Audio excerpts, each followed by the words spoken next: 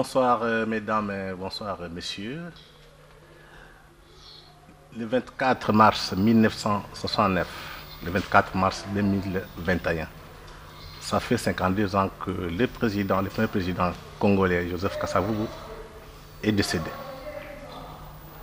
Pendant le régime de Mobutu, successeur immédiat de Kasavubu, 1965-1997, le président Kasavubu est tombé dans les oubliettes. Conséquence, le président Kasavubu n'est plus connu d'une génération d'enfants du pays des années 1970, 1980 et 1990.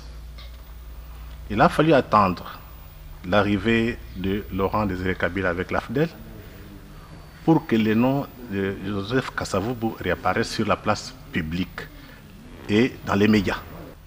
À l'occasion du 60e anniversaire de l'indépendance de notre pays, le 30 juin 2020, le chef de l'État, Félix-Antoine Tshisekedi, a élevé au rang de héros national le premier président de la République démocratique du Congo, Joseph Kasavubu.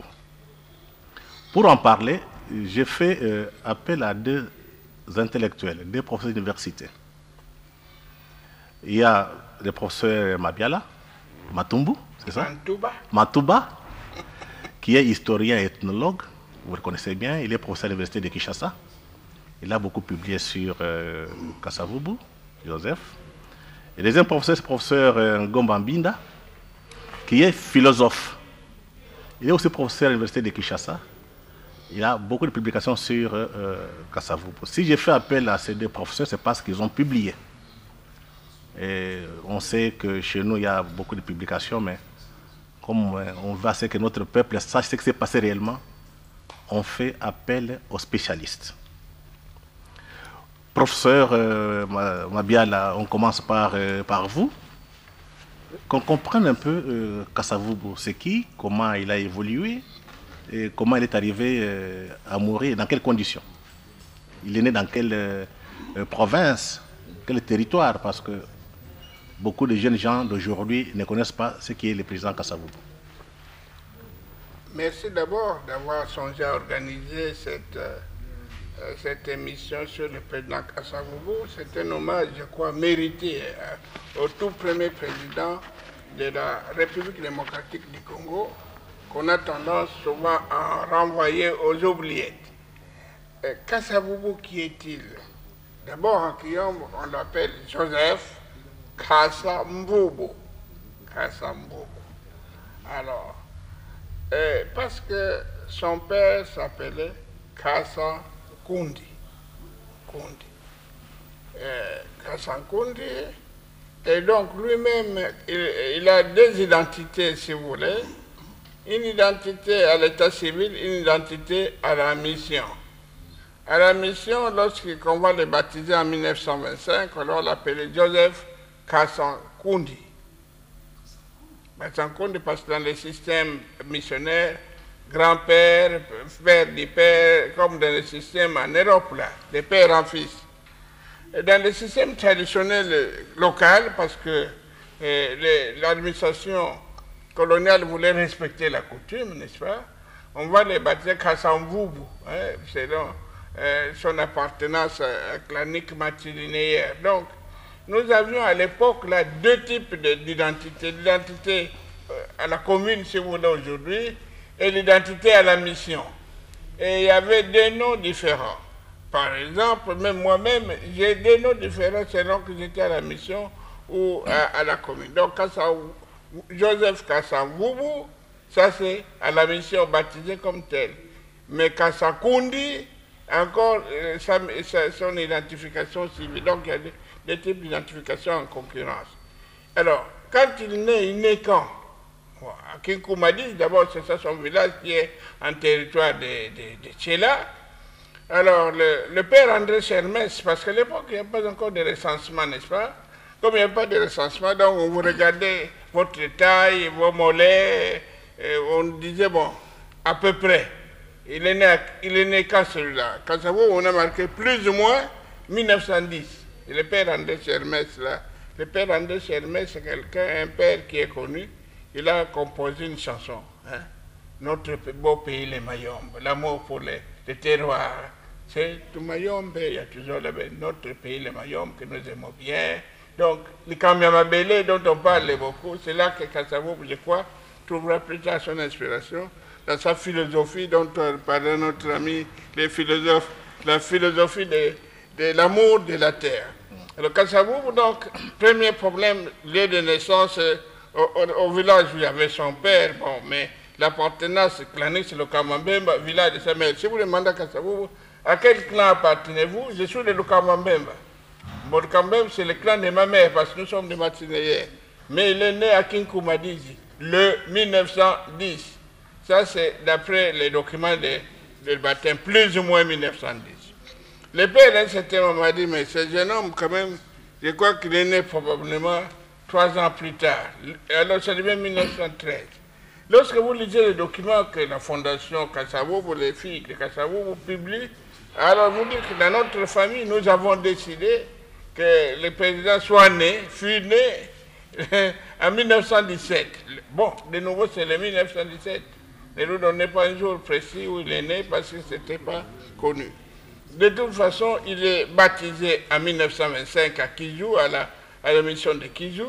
Baptisé ce jour-là, en même temps, première communion, et la même année plus tard, le sacrement de confirmation. Donc, après la naissance, vous voyez autant d'années, et vous commencez l'école à peu près, avec un âge à peu près, et il va commencer alors à faire des études à la mission, école primaire, bon, et puis dans les années 28, bon, il va aller au petit séminaire. Hein. Mais quel est l'âge, pardon, quelle est la date de naissance qui est officielle? Officiellement connue, nous, en histoire, nous avons retenu 1913. Alors si vous prenez 1967 ou 1913, égal. Si vous prenez 1917, alors, donc, vous voyez quand est-ce qu'il est mort, à 53 ans, si vous pensez date 1917.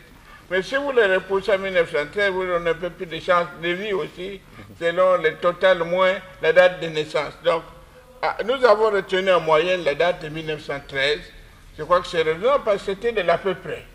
Donc, personne ne peut vous dire aujourd'hui exactement en quelle année il est né notre premier président.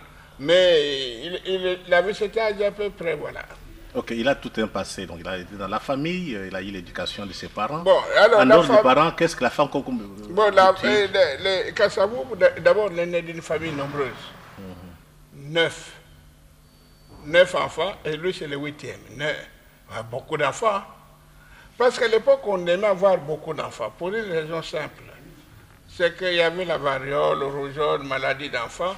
Les enfants mouraient à bas âge. Alors à partir du moment où l'État colonial a commencé le recensement, on a dit, lorsqu'un enfant est né, 2 jours plus tard, il faut le baptiser pour qu'il ne meure pas avec le péché originel, hein, n'est-ce pas? Vous voyez des bébés qui naissent avec le péché originel. Donc il faut baptiser le plus tôt possible. Moi qui vous parle, je suis né un certain 22 octobre, 2 jours après, j'étais baptisé pour que je ne puisse pas mourir avec mes péchés originels de naissance. Oui. Donc, à l'époque, comme en Europe, c'était la même coutume au Moyen-Âge, on avait 10 enfants. Avec les pandémies dont on parle beaucoup à l'époque, bon, de 10 enfants, il y a 5 qui restaient à peu près. Donc, si vous prenez les familles européennes du Moyen-Âge, beaucoup d'enfants, quand il y a 5, en moyenne, ça signifie qu'il y en avait plus avant, 7, 8, 9, 10. On a dit, une épidémie peut arriver, et les enfants peuvent mourir à bas âge parce qu'il n'y avait encore pas de vaccination à l'époque. Vous avez dit que son père était catholique, sa maman catholique.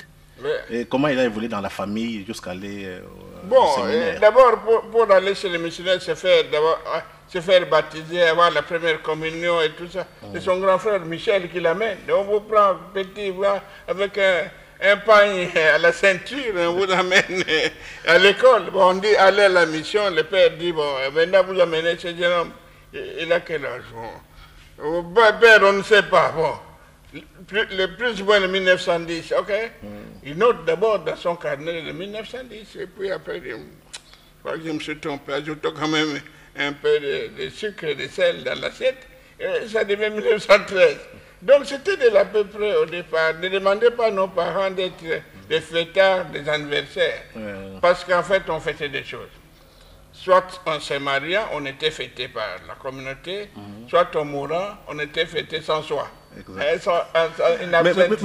comment est-ce qu'il est parti au séminaire? Dans quelles conditions? Il a été imposé... imposé... Les conditions pour aller au séminaire, bon, on disait les plus intelligents, les missionnaires s'appropriaient les enfants les plus intelligents issus de l'école primaire. À l'époque, l'école primaire jusqu'à 35 ans, c'est pas beaucoup d'années. C'est plutôt, c'est encore des espèces d'école du soir, d'alphabétisation en réalité. Donc, il termine l'école primaire et on l'envoie au petit séminaire parce qu'il est intelligent, au petit séminaire de Mbatake, là.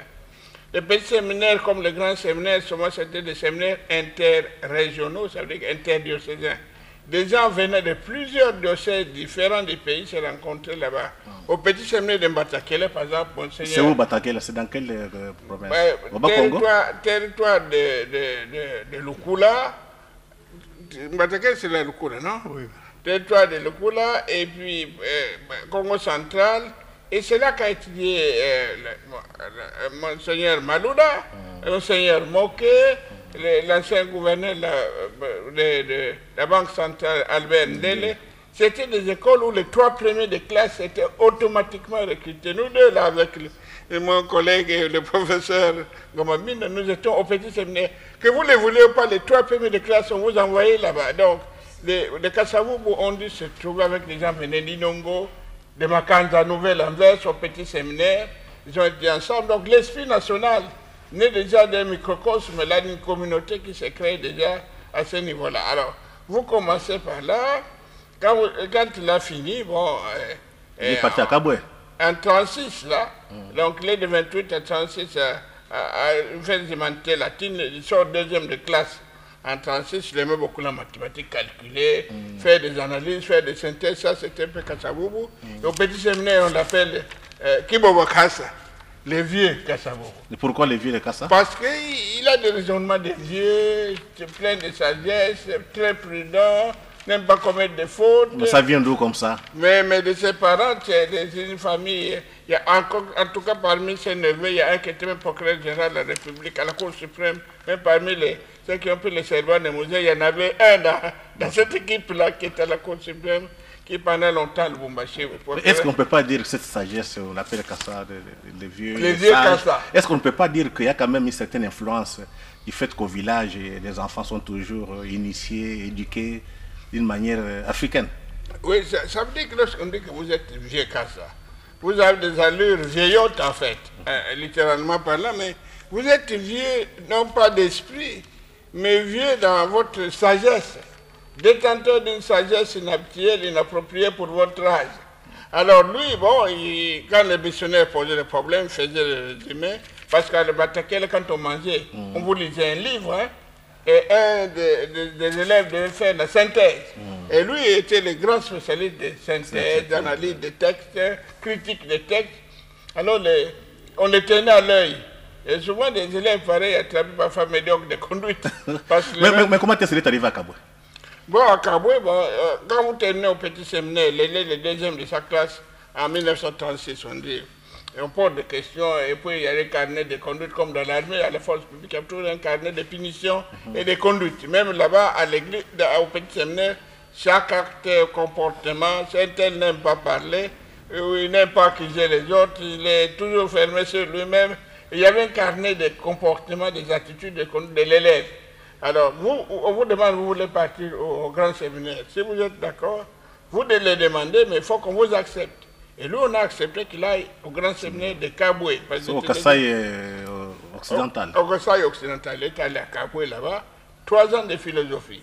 Alors, pendant qu'il fait les 3 ans de philosophie, il va lire Habermas, ce n'était pas encore de l'époque là, Emmanuel Kant, des grands philosophes, Socrate, Aristote, Maïétique, tout ce qui est philosophique là, dans la bibliothèque d'un séminaire, il aime aller lire là-bas. Et quand il venait, il posait des questions, mais écoutez, le temps indépendant du Congo est déclaré terre vacante.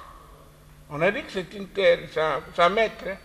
D'abord, le temps indépendant du Congo, propriété privée du roi Léopold II, il dit de quel droit notre pays peut devenir propriété privée des rois des Belges, il fait mes problèmes. Et depuis, les camions belés, la terre est vacante, tandis que les Blancs arrivent, la terre n'appartient à personne. Pourtant, dans notre droit coutumier, là, mais la terre, même quand vous voyez qu'il n'y a que des arbres, des manguiers, mais ça appartient à quelqu'un que vous ne voyez pas. Alors les Blancs ont prétendu que c'est des terres vacantes qu'on peut prendre, répartir, redistribuer comme on veut. Et ça, ils trouvaient ça inacceptable. Donc il était un contestataire au moins au séminaire. De première heure, oui. Et quand il a voulu payer sa première parcelle chez l'Indiala, il dit qu'il fallait partir au service foncier de la ville, plus tard qu'avec les indépendances. Il dit, mais tiens, notre terre à nous, pour avoir un open test, doit demander la permission de ce n'est pas leur terre, c'est la terre de nos ancêtres. Est-ce qu'on peut, professeur, on peut pas dire que l'histoire du grand royaume Congo l'a beaucoup influencé? Mais le royaume du Congo, vous savez que c'est un royaume qui a eu des contacts déjà plus de 500 ans avec nous.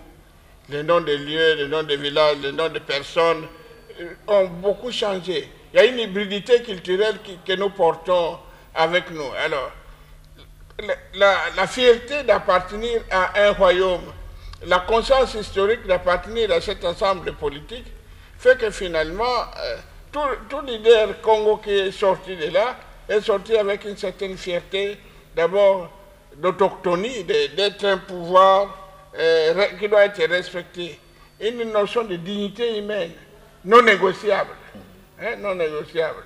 Donc, alors, imaginez quand plus tard on va créer la Bako, les imams de la Bako s'appellent les Athéniens d'Afrique. Athènes, c'est comme la culture.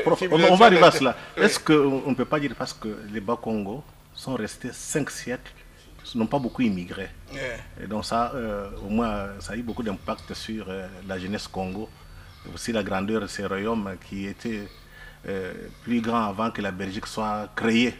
Ok, on passe un peu au professeur Gomba Mbinda pour voir un peu la philosophie de président Kasavubu. Quelle est sa pensée politique? Parce que vous avez écrit un livre sur ça. Oui, je pense qu'il faut distinguer 2 périodes. La période qui va jusqu'en 60, c'est-à-dire à l'indépendance, et puis la période qui va de 60, donc pendant qu'il est président de la République. Alors, dans la première période, il faut dire que effectivement, sa pensée commence à se forger, comme l'a dit le collègue, à partir de ses études de philosophie qu'il fait au grand séminaire de Kabwe, dans le Kasaï. Il a lu des philosophes comme Jean-Jacques Rousseau, qui parlait déjà des problèmes de terre, des problèmes de propriété. Et quand finalement, il est chassé de là, parce qu'il a dû poser des questions concernant les discriminations que subissaient les Noirs, à la paroisse même, par-ci, par-là, eh bien, il est chassé, pratiquement. C'est-à-dire, au moment où il faut aller en théologie, on lui dit qu'il ne peut pas aller à faire la théologie, il doit plutôt aller dans le monde pour servir à autre chose. Il était très frustré. Il est rentré dans le Mayombe, là encore des frustrations parce que bien qu'ayant fait 3 ans de philosophie de graduat, mais à l'époque c'était déjà plus que la licence, à l'époque, vraiment sur le plan de la maturité intellectuelle. Et il rentre, on l'oblige à faire encore des études pour devenir instituteur. Il a fait 1 année à l'école normale de Kangou pour pouvoir devenir pédagogue. Bon. Alors, il quitte, il vient à Kinshasa. C'est à ce moment-là que finalement, ce qu'il a appris au grand séminaire de Kabwe va se révéler. Il s'est fait ici à Kinshasa membre de l'Union nationale pour les intérêts sociaux du Congo, UNESCO. Et là, on l'invite à faire une conférence. La conférence, c'est quoi? Elle y choisit lui-même finalement le droit du premier occupant. Le droit, l'intitulé de cette conférence a fait couler beaucoup d'encre. Ça, c'est l'influence du royaume Congo quand même. Ça se sent. Non. Comme l'a dit le prof Mabiala, lorsque le colon arrive, il accapare toutes les terres. il donne aux missionnaires, vous savez, tous les missionnaires catholiques ont eu des grandes concessions. Également, les colons, pour faire leurs champs, leurs plantations, ils prennent comme ça. Et bien, il se dit, mais finalement, nous, qu'est-ce qui va nous rester? Nous, les Congolais. Voilà. Alors, ils réfléchissent, disent, bon, voilà, notre terre nous appartient. Nous sommes les premiers hommes que le bon Dieu a placés sur cette terre-là et nous sommes les premiers occupants. Voilà, donc l'esprit de contestation commence déjà et l'esprit nationaliste en même temps. Évidemment, ça avait créé, comme je disais, un tout petit peu de confusion parce que à Léopoldville, il y avait presque 85% des Bakongo ici à Kinshasa et puis des Bangala. Il y avait une sorte de guéguerre entre ce qu'on appelait les gens du haut et les Bakongo. Ici. Alors, en parlant du droit du premier occupant, les gens du haut, comme on disait, c'est-à-dire les Bangala à l'époque, se sentaient visés, comme s'ils venaient occuper les terres Congo de Léopoldville. Est-ce qu'on ne peut pas dire que derrière, il y a la colonisation? Parce que quand on lit certains documents, on se rend compte que du fait qu'il y a eu Kimbangu, il y a eu des contestations, et les Belges avaient peur que les Bakongo, donc les Kimbangu aient beaucoup d'influence à Kinshasa. C'est ainsi qu'on a monté les soi-disant des gens au Congo, du haut, alors que c'est une création. Les Bangala n'ont jamais existé en tant qu'ethnie. C'est une fabrication coloniale. Bon, disons qu'on ne va pas jusque dans les domaines ethnologiques là ou tout ça. Je poserai la question au professeur ethno après. Mais effectivement, comme vous dites, il y avait tout de même une sorte de guéguerre et c'était largement incité par les colons, les missionnaires. Monseigneur Six qui était ici. Et lui, il protégeait les Bakongo parce qu'ils étaient, mais contre les autres qui venaient. Donc, c'est vrai qu'il y avait quand même une sorte de recherche et d'hégémonie aussi entre les missionnaires eux-mêmes. Vous savez, les jésuites contre les scotistes, les scotistes, etc. Ici même dans la ville. Bref, voilà le premier élément qui a déterminé la pensée de Kasavubu. C'est la conscience de devoir garder une propriété qui est la sienne. Le Congo nous appartient. Le Congolais est le premier occupant de cette terre. Un deuxième élément pour aller vite, dans la période d'avant l'indépendance, c'est que les coutumes. L'homme blanc, quand il arrive, il voulait absolument assimiler, c'est le terme qu'on employait, assimiler l'homme noir pour l'amener vers la civilisation. Il fallait tout faire comme le faisait le blanc, bien manger à table, non seulement aller à l'école, mais manger à table et donner des rudiments à la femme, doit oublier les coutumes, les mœurs, les coutumes, les valeurs africaines, il fallait les effacer. Malheureusement, il y a eu un débat, parce qu'à l'époque, il y avait deux revues qui paraissaient pour les Noirs. Il y avait La Voix du Congolais et La Croix du Congo. Et beaucoup de ces jeunes intellectuels écrivaient. Ils avaient le niveau pour la plupart primaire ou secondaire. Un homme comme, par exemple, Patrice Lumumba, vraiment, il écrivait beaucoup. Pourtant, il n'a fait que les 6 ans primaires. 6 ans primaires. Mais ils écrivaient. Ils avaient une maturité intellectuelle incroyable, ces jeunes gens. Bien formés. Très, très bien formés. De loin mieux que les autres qui sont que nous formons. Oui. Pour le français, en tout cas, tous ces gens-là, c'était formidable. Donc, ils développent une pensée qui va à l'encontre de plusieurs de ses compatriotes. C'est que les compatriotes voulaient qu'on laisse tomber le matriarcat. Le système matrilinéaire, non, ce n'est pas bon, il faut faire comme les Français, comme les Belges, etc. Parce que le système matriarcal, il y a beaucoup de défauts. Lui dit non, écoutez, ce sont nos valeurs. Il y a peut-être des défauts, mais il faut prendre ces valeurs, voir ce qui est bon, qui peut être retenu, au lieu de le rejeter totalement. Il faut prendre ce qui est bon, retravailler et les ouvrir à notre modernité. Voilà deux éléments. Il voulait vraiment conserver notre culture, mais tout en s'efforçant à l'améliorer. Donc on peut dire deux éléments, c'est les droits des terres. Oui, donc la conscience de notre voilà. Et puis les défenseurs des valeurs africaines. Les défenseurs des valeurs africaines. Ouais. Retournons ça pour la première période. La deuxième période, là évidemment, il devient président de la République. La toute première chose à laquelle il pense, c'est évidemment, vous savez, il est président le 30 juin. Déjà, une semaine après, il y avait la mutinerie de l'armée. Il y avait des troubles qui éclataient. Même pas un mois. Donc, il fallait s'occuper vraiment à refaire l'unité du pays. Et là, c'était essentiel pour lui, l'unité du pays. Il faut que le pays reste dans les limites de la colonisation, etc. Parce que nous sommes tous les mêmes, le même peuple, les Congolais. L'indépendance, c'est l'indépendance pour nous tous.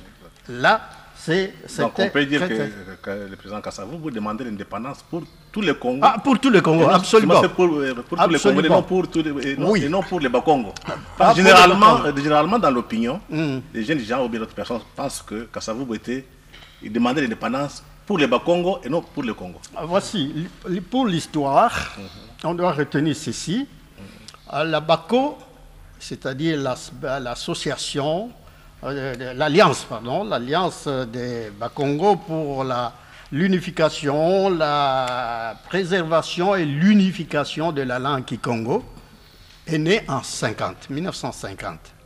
Et là, il y avait comme une sorte de dispute qui était presque permanente. Et il y en a, vous savez, parmi les Congolais, il y en a qui ne voulaient pas de l'indépendance. Nous n'entrons pas là-dessus, mais il y avait, parce que je vous ai dit qu'ils écrivaient dans la Voix du Congolais et dans la Croix du Congo, il y avait bel et bien des jeunes intellectuels qui ne voulaient pas de l'indépendance.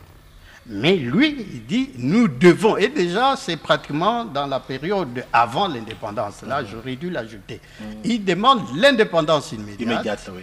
Tandis que d'autres ne voulaient pas, ils pensaient que nous étions quand même mieux que les Noirs sud-africains qui subissent la ségrégation, l'apartheid comme on l'appelait.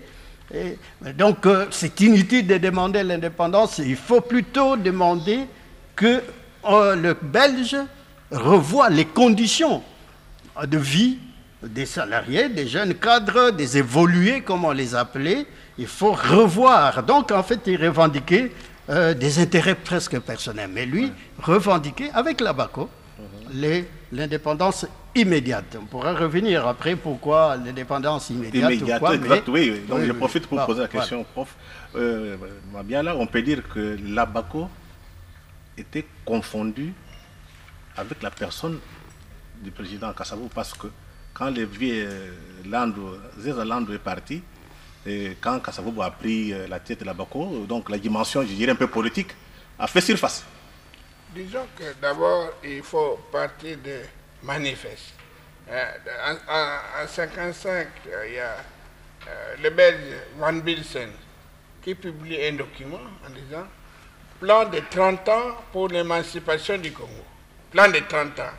Il dit, bon, on commence à voir que il y a, comme disent les Kinois, il y a des nyungu à propos dans le milieu congolais où on voit qu'il y a l'empire du silence, la Pax Belgica règne chez le peuple congolais en disant qu'avec eux, il n'y aura jamais de désordre, ils sont des braves enfants qui obéissent à leur père. Alors on commence à voir qu'ils commencent à murmurer, à parler émancipation. Pour encadrer cela, faisons un plan. Il y a un professeur, Bert Van Wilson, un journaliste aussi de son état, il publie le plan de 30 ans pour l'émancipation du Congo. Ça veut dire 1955 plus 30 égale combien? 1985. Donc, si on avait accepté ces plans de 30 ans pour l'émancipation du Congo, ça, c'est ce qui serait probablement arrivé avec nous pour qu'on se libère. Parce que la plupart des pays comme l'Algérie ont fait la guerre pour l'indépendance. Nous, on a négocié l'indépendance avec quelques violences, mais d'importance mineure. Donc, alors, Kasavubu, quand il a appris ça avec les gens de Labako, parce que Kasavubu est président général de Labako à partir de 1954. Et avec Kasavubu, Labako prend sa allure politique. Mais ce n'est pas encore un parti politique. Ça serait un parti politique en 59. Et en 59, après les 4 ans, on interdit encore pour avoir provoqué des manifestations. Donc, les MNC, Mouvement National Congolais de Lumumba. Professeur, vous nous expliquer les conflits entre Labako et les gens du haut? Attends, j'arrive là. C'est beaucoup plus intéressant parce que les gens ne savent pas ça. Bon. Qu'est-ce que parce que les Bakongo réclamaient pour leur langue? Ça signifiait quoi? Les Bakongo voulaient promouvoir la langue Congo dans une association purement culturelle.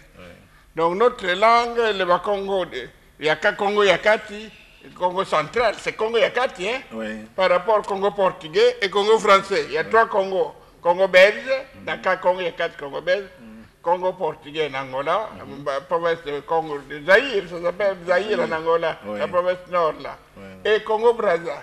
Et donc l'unité du royaume, c'était ensemble de l'espace Congo, de 3 Congos, Congo portugais, Congo belge et Congo français. Alors, donc on craignait bien que si on continue cette unification, en Angola même, quand vous parlez de l'unification de Congo, le pouvoir est en alerte, n'est-ce pas? Tout comme au Congo-Brazzaville, il y a des conflits entre les Bakongo et les Bangala. Parce que les Bangala, si les Bakongo les détestaient, c'est des collabos. Donc, PNP, Parti national du peuple, les Bakongo dit, Parti des nègres payés, c'est des corrompus, des collabos avec les impérialistes et les pouvoirs dominants.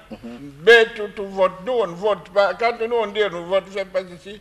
Les Bangales vont coopérer avec les Bangales, sont des collabos par nature. Alors voilà les conflits, il est plus stéréotypique, hein, des stéréotypes, des préjugés, que réels. Mais les Bangales ont beaucoup collaboré. Mais ils étaient beaucoup plus manipulés par la colonisation. Bon, et puis les Bangales en plus, vous voyez, à un certain moment on a voulu créer 4 langues, les langues nationales, on disait qu'il faut une langue commune. On a des Swahili, c'est une langue qui va dehors. Lingala, c'est une langue qui va dehors du pays également. Et le Kikongo va dans les 3 Congos, et il n'y a que les Chiluba comme langue au centre du pays. Toutes les autres langues sont extraverties.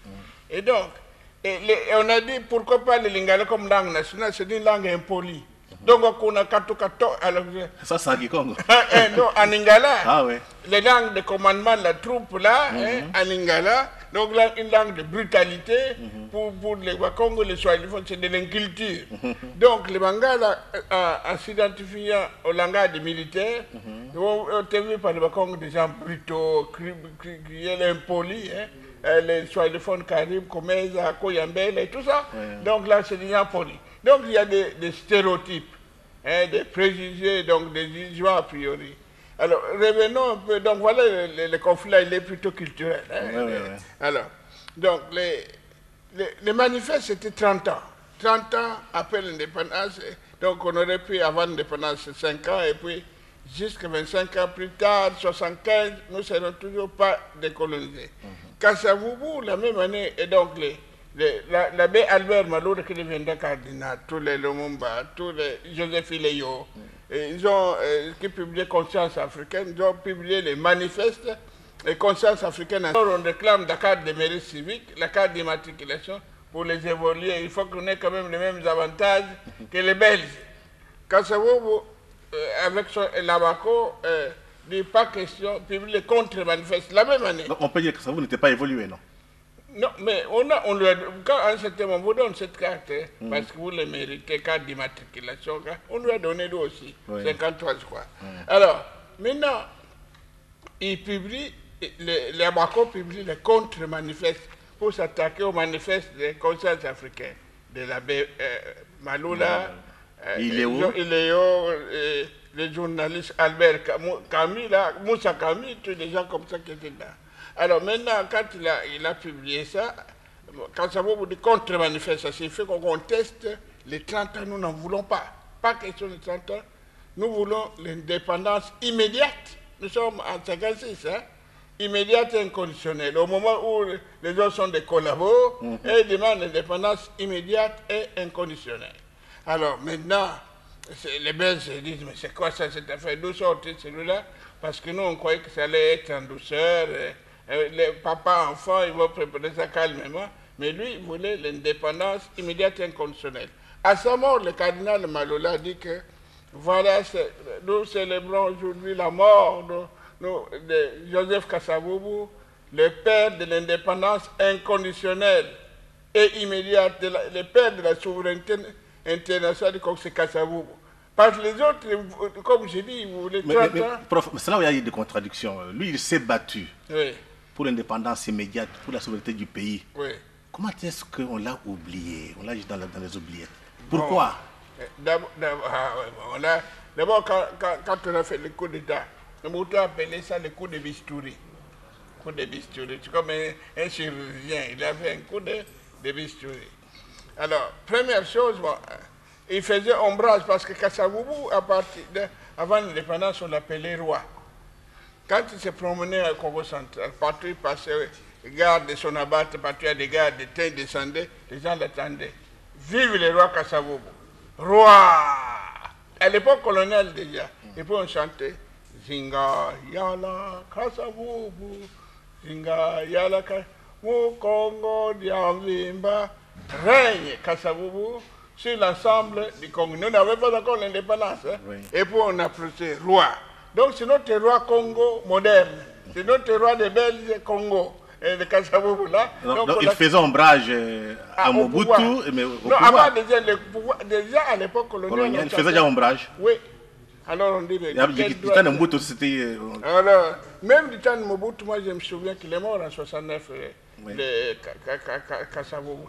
En 68, il est venu au petit séminaire de Mbatekel, j'étais encore élève. Et on inaugurait la chapelle du petit séminaire. Oui. Il est venu en retard parce qu'il ne voulait pas créer de scandale. Voilà. Dès qu'il est arrivé, pendant le messe, il était en retard. Hein? On a entendu dire roi, roi, roi. Kasavubu est entré à l'église avec sa femme, s'est mis au dernier banc de l'église. Devant, on voulait aller chercher. Non, non, non, non. Il ne faut pas qu'on me voie sur la messe, là, c'est bon Dieu. Il s'est mis derrière l'église.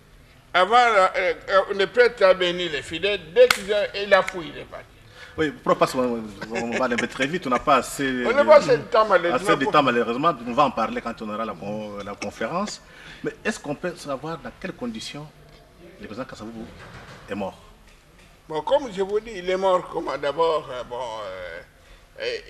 Il était à un certain moment malade. On dit qu'on demandait d'aller se faire soigner à l'extérieur, mais un opposant politique de cette nature-là, on dit s'il part là-bas, est-ce que réellement pour se faire soigner ou c'est pour aller organiser la rébellion contre les... Donc il ne part pas, ça va.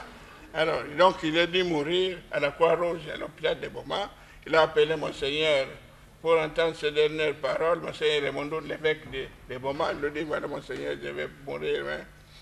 Mais il faut dire au peuple congolais qu'on puisse défendre à tout prix l'indépendance du Congo. Alors cet État, bon, faute de soins appropriés, si vous il est mort trop jeune, hein, ça, quel âge? Oui, mais venez 69 moins 17 ou 13, vous verrez, c'est dans 53 ans. C'était pas un vieux, non? Nous mourons jeunes, en fait, dans ce pays, on n'est pas tellement vieux, là. Les hommes politiques surtout. Les hommes politiques, voilà. Oui, oui. Alors, donc, on a pris le corps d'abord, on l'a mené dans son village, à Singimira. Alors, alors, on a amené le corps là-bas. Le Mobutu, il était en Allemagne en voyage. Le président Mobutu, il dit, mais c'est un président de la République, et déjà les notions de sénateur à vie, c'était avec Kasavubu que ça commençait. Hein. Et donc, c'est un sénateur à vie, il est hors de question qu'on l'aille l'enterrer comme ça dans son village. On a envoyé Singawuju, Ngwake Buntoube qui vient de mourir, pour aller chercher le corps. À Singini, là, chez lui, et l'a ramené à Kinshasa. Ils ont pris le corps, Boma à l'aéroport, et Kinshasa à l'aéroport d'Njili. À l'époque, il n'y avait pas de voitures luxueuses, de jeeps, c'est des VW, là, dans l'escorte. C'est un jour que vous voulez qu'on monte les films, il y a des films. Mobutu est en Allemagne, ce jour-là, il est allé à l'église en Allemagne, on a dit une messe à mémoire de Kasavubu. En Allemagne où il était, il a demandé à Singa que Kasavubu puisse avoir les honneurs d'un digne fils de la République qui nous a amené l'indépendance. Alors, donc, l'école... Alors qu'il avait oublié, il ne voulait pas qu'on donne des soins médicaux. Bon, il voulait même, quand on l'a mis en résidence surveillée à Bomanko de route, il a voulu le faire enlever par Bobo Zadi, Botika Moutouana, Saraka Biska Kamalama, Sarabis, jamais m'avait. Comme on m'a été, Botika Kanada, Kunayaka, Kofana Boma, et pas. Donc, on l'amène à Djili, et puis parler de la nation. Parler de la nation, les diplomates, la cardinal Maloula, chacun a fait des beaux discours, des très beaux discours. Et les loges ont dit que c'est lui le pionnier de l'indépendance, le père de l'indépendance immédiate et inconditionnelle. C'est lui qui a donné une fierté, et on ne doit jamais l'oublier. Singa l'a dit, le cardinal Maloula l'a dit, et tous les témoignages de ce jour-là sont vraiment... Il est enterré où maintenant? Alors maintenant, quand on a fait ça, de nouveau, on a fini la cérémonie à Kinshasa, de nouveaux avions, et puis les véhicules en route, la route de Boma-Tiela fonctionnait encore bien, et elle était encore propre. Et nous, à l'école, on a dit tous les élèves venaient au bord de la route, voir passer le corps du président et pleurer. Donc on était là, on a vu passer le cercueil avec des généraux, de Léopoldville pour nous, des élèves. Mais c'était formidable, quoi. Donc il est enterré dans quel village? À son village natal? Dans son village natal. Comment s'appelle-t-il? Koumadis. Singili. Singili. Singili. Ok, Singili. Prof, je pense que nous sommes presque à la fin. Quel est l'héritage de Kasavubu aujourd'hui? Je pense que pour les jeunes gens qui ne les connaissent pas, qu'est-ce qu'ils peuvent retenir de Kasavubu? Ce qu'ils doivent retenir, c'est heureusement quelque chose qui revient de plus en plus grâce à la réhabilitation, justement. Il est fait héros national. Mais pourquoi il est fait héros national? Non seulement parce qu'il est effectivement l'homme qui a le premier vraiment combattu pour l'indépendance du pays, mais également parce qu'il a fait montre de valeurs remarquables.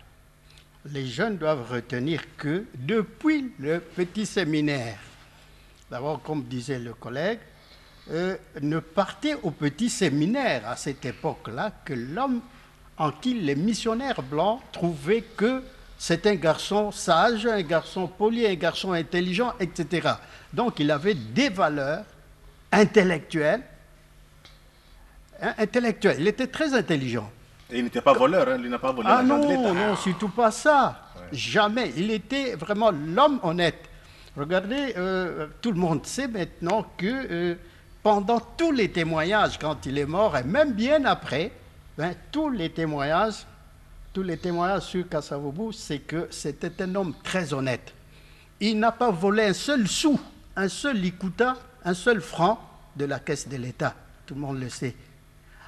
Le président Félix Tshisekedi, vous l'avez vu, il a fait exactement la même chose. Il vient d'une mission, il remet, à l'exemple de Kasavubu, il remet la part non dépensée de ses frais de mission dans la caisse de l'État. C'était Kasavubu. Un homme qui, avec son sens de sagesse, de négociation et d'amour de la patrie, si effectivement on avait suivi ce modèle, on avait suivi son exemple de vie, notre pays serait très avancé. En tout cas, malheureusement, on a abandonné. Oui, nous sommes arrivés à la fin. Je pense qu'on a suivi notre débat. On pourra faire d'autres émissions. Et ceux qui nous suivent à la maison, dans les salons, peuvent continuer à faire les débats parce que nos jeunes gens ont besoin de repères. Kasavubu, c'est le symbole de la bonne gouvernance, le symbole de quelqu'un qui aimait les pays, le symbole de la Renaissance africaine. Je pense qu'aujourd'hui, tout le monde parle de la Renaissance africaine. Pour les valeurs africaines, Kasavubu l'a défendu depuis très longtemps. Je pense que le seul homme politique congolais qui a eu le courage pendant cette période de réclamer nos valeurs. Une fois de plus, merci et nous pensons que prochainement on parlera encore de Kasavubu et de la Bako. En tout cas, mesdames et messieurs, nous sommes arrivés à la fin de notre entretien, notre discussion avec les intellectuels, les professeurs d'université. Mais il faut demander au pouvoir politique de remettre cette histoire à l'école pour que nos enfants aient des repères. Une fois de plus, merci et bonsoir.